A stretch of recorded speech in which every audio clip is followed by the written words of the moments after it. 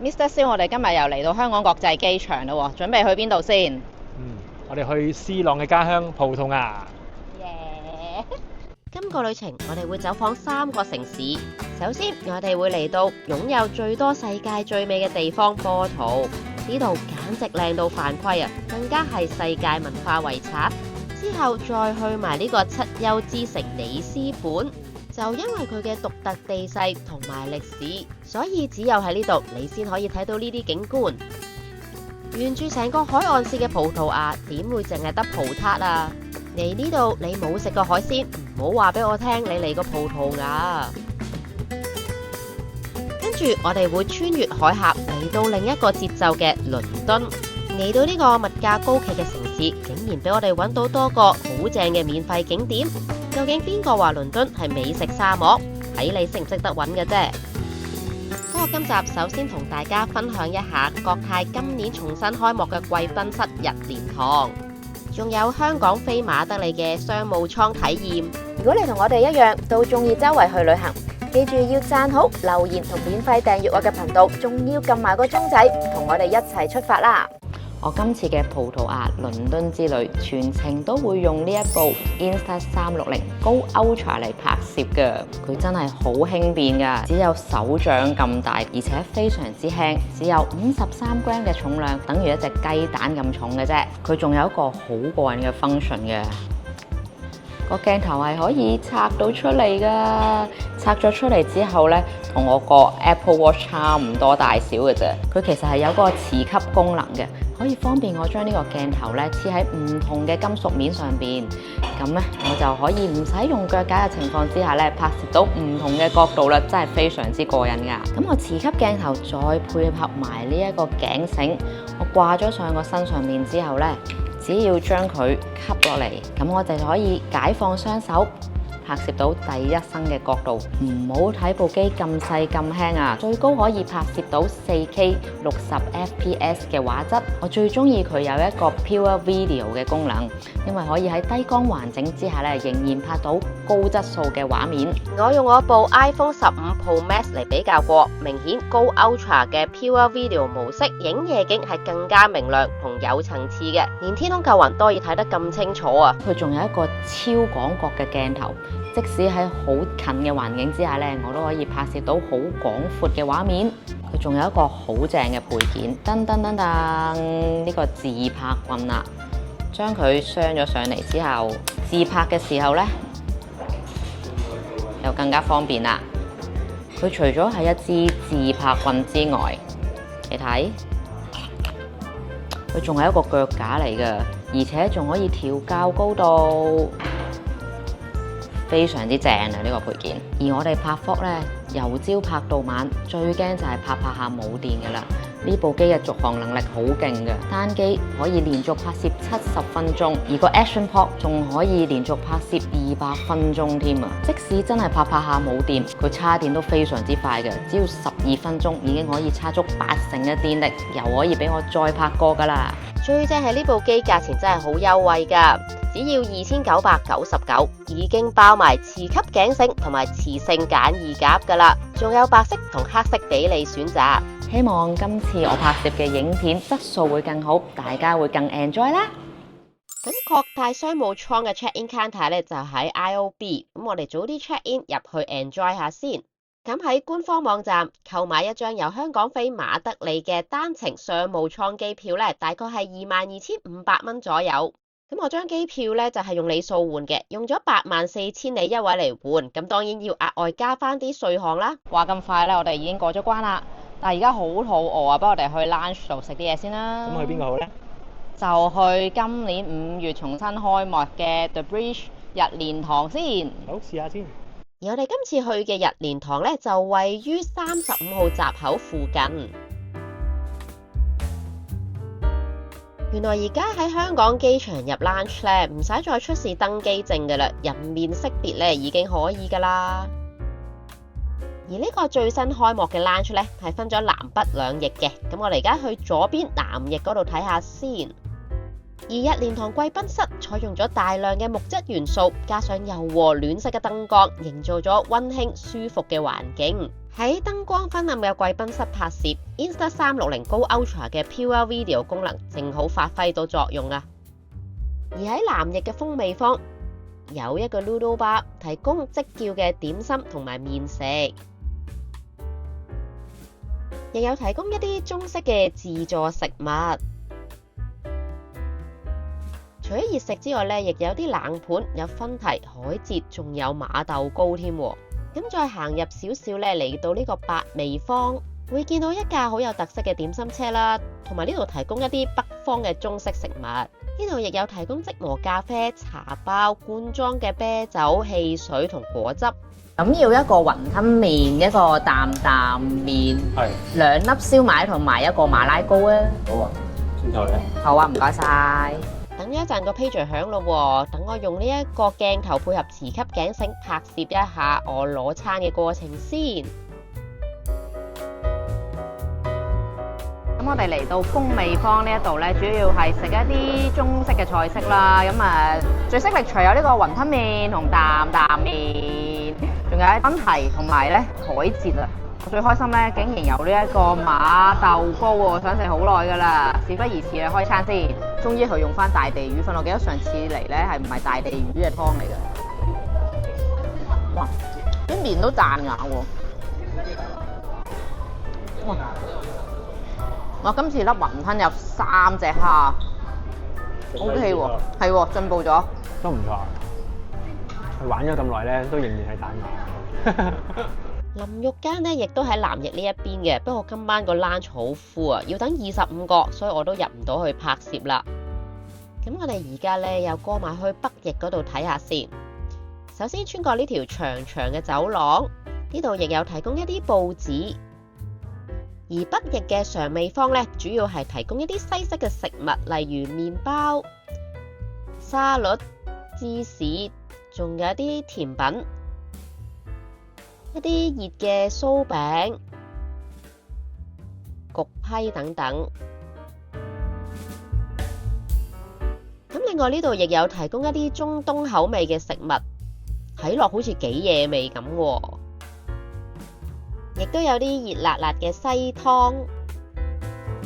咁 Mr. 蕭咧就攞咗呢一個熱辣辣出爐嘅雞批啦。咁我都係最中意食甜品啦，佢一個木糠布丁，味道 OK 嘅。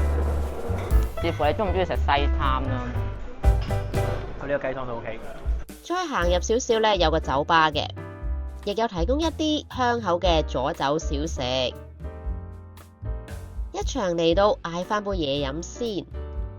Jasmine tea, Jasmine tea. And one Virgin Mary. Thank you.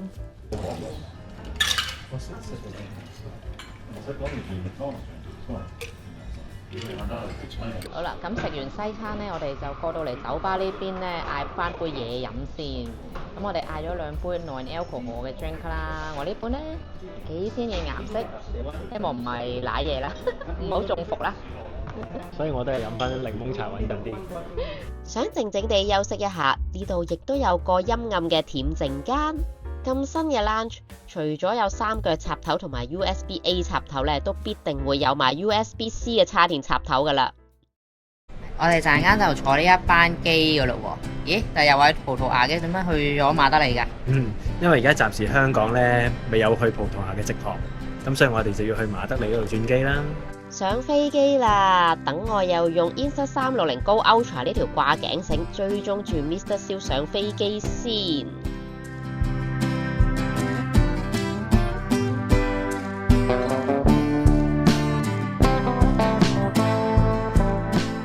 而呢一班機呢，係 Airbus A350 型號，商務艙有38個座位，採用121反魚骨式嘅座椅配置，就可以確保每個客人都擁有直通走廊嘅通道同私人空間。而座椅嘅闊度呢，有20.2寸，長度就有75寸，可以見到呢係橫跨咗2隻窗嘅。而每個位呢都配備咗一個18.5寸嘅個人螢幕，亦都見到呢度準備咗拖鞋同埋床鋪用品啦。呢度亦有一個4.3寸嘅副控螢幕、閱讀燈同埋座椅控制。咁個櫃入邊亦都準備好 travel set 啦、樽裝水同埋 headset。Mr. 蕭你喺邊啊？快啲出嚟啦！點解我哋今次會前後咁樣坐嘅？因為今次我終於可以咧坐窗口位啦。因為次次都係我一個坐咗。係啊，所以覆前後咯。係啊，咁大家都可以獨享呢個窗口位，大家都有自己嘅 me time 啊！14個鐘頭之後咧，我哋先再見啦。而家 enjoy 下先啦。咁而家咧，我又用咗 Insta360 Go Ultra 嘅掛頸嚟拍攝啊，咁我就可以飛隻手出嚟揭 menu 啦，仲可以動埋呢個 Action Point 喺度咧睇住個畫面拍攝。咁呢程機咧係會提供晚餐同埋早餐嘅，咁期間肚餓咧仲可以點一啲小食，好似漢堡包啊或者湯麵。咁亦都可以最早喺起飛前10日咧就預先選好你喺機上嘅膳食。咁見到部分嘅菜式咧係網上限定嘅，而且咧係同一啲餐廳嘅合作，咁啲相咧都睇到幾吸引嘅。我就揀咗呢個清蒸比目魚啦。起飛之前亦都可以預早選定個早餐先啦，剔好張點心紙掛喺度咧，空中服務員就會為你安排噶啦。第一次睇國泰最新嘅呢條安全示範影片，又幾型幾有香港特色喎。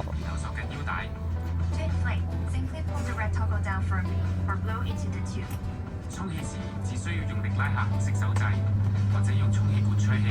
一切準備就緒，起飛啦！香港2個星期後再見啦！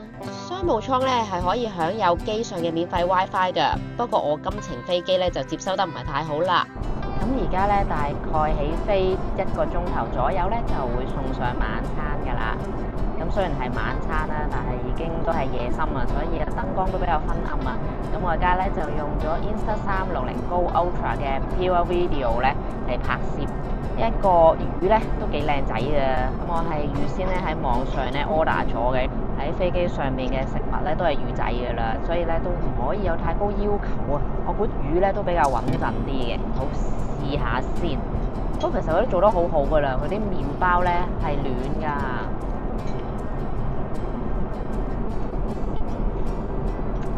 話 OK 喎，呢個魚咧一啲都唔腥喎。咁當然唔會 expect 佢個皮係脆啦，但係咧魚肉咧都幾嫩滑，咁調得啲味道咧都幾好味嘅。OK。呢個就係我今晚嘅晚餐啦，金薯燴牛小排。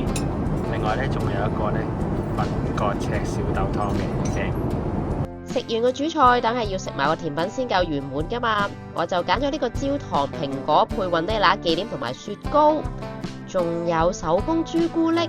食完晚飯咧，燈光啊更加昏暗啦，因為咧好多旅客咧都熄晒燈咧瞓咗覺啦。咁我咧就繼續用佢呢個 Pure Video 嘅夜視模式咧拍呢一個 Travel Set 嘅開箱先。咁咧佢個袋咧都幾靚㗎，係呢一個綠色，咁上面寫住 Bamford。咁我哋而家查下睇下呢個 Travel Set 入邊有啲乜嘢先，打開睇下先。呢度有個拍鈕㗎喎，原來。呢個係耳塞嚟嘅，跟住有呢個係呢個係漱口水啊！呢個 Bamford 嘅 Pillow 嘅噴霧啊，咁可以令到大家好瞓啲啦。Multi Blend 應該呢個潤唇膏嚟嘅呢個，呢個係 Cooling Body Gel。咁亦都有牙膏牙刷套裝啦，咁亦都有眼罩。除咗有頭先嘅 travel set 咧，咁咧亦都有提供拖鞋，仲有呢啲被鋪嘅。等我今次用埋呢個轉向支架貼喺個座位頂度拍攝下我鋪床嘅情況先。呢個角度我都係第一次可以咁樣拍到嘅啫。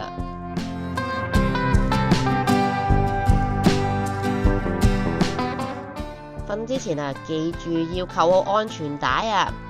好 good night 啊！早晨啊，我今日就揀咗呢個西式嘅早餐，我覺得都幾 OK 喎，酥餅都熱辣辣，外脆內軟，奄列都唔乾，幾好味。因為咧嚟緊幾日咧都係食西式早餐啦，咁我而家就叫翻個中式早餐啦，有雞粥有點心。朝頭早咧都係想飲啖熱茶，嗌咗個 Earl Grey。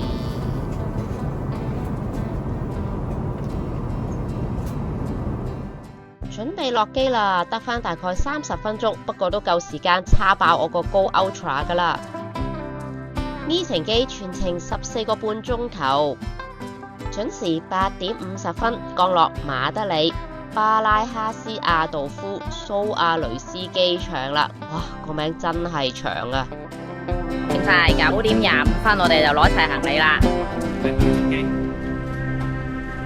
咁我哋而家呢，就上去轉機啦。今次我哋去葡萄牙張機票呢係獨立咁樣賣嘅，咁所以我哋要攞咗行李呢，再去返 departure 嗰度呢寄行李，再轉機。呢班由馬德里飛去波圖嘅機票，我係喺伊比亞航空官網度購買嘅。咁見到呢，一日都有4班航班，價錢最平30歐羅都有交易。我哋8:50降落，最接駁到我哋班機嘅呢，就係11:25呢班航班噶啦。中間有2個半鐘頭轉機啦。咁我哋有寄艙行李啊，又怕之前班機延誤，所以我哋穩陣起見呢，就揀咗可以改機票嘅 Comfort。咁我哋呢，因為去返歐洲嘅國家，所以根據指示牌呢，就喺840至859嘅 check-in counter。好，我而家過去啦。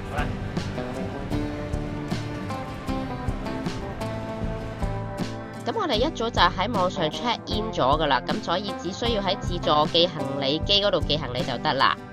我哋今次呢預咗2個半鐘頭轉機啊，原來發現呢好慢，而家做埋安檢呢已經10點半啦。咁我哋班機呢就11:25呢10:55呢就要上機噶啦。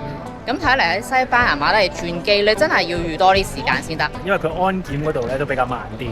好嚴謹嘅安檢真係。咁我哋今次咧都順順利利，而家出發去波圖啦。下一集我哋立即展開喺葡萄牙波圖嘅美麗美食之旅。呢度有世界最美火車站、世界最美書店、世界最美麥記，仲有世界最美咖啡室啊！即使唔係世界最美，都係靚到犯規㗎。嚟到波圖點都要試下佢哋呢個法國少女，仲有勁多嘅海鮮食啊！所以大家千祈唔好錯過下一集啦！最後多謝大家收睇我嘅影片，如果中意我影片嘅話，記住要讚好、留言同免費訂閱我嘅頻道，仲要撳埋個鐘仔，唔好錯過我任何一集啊！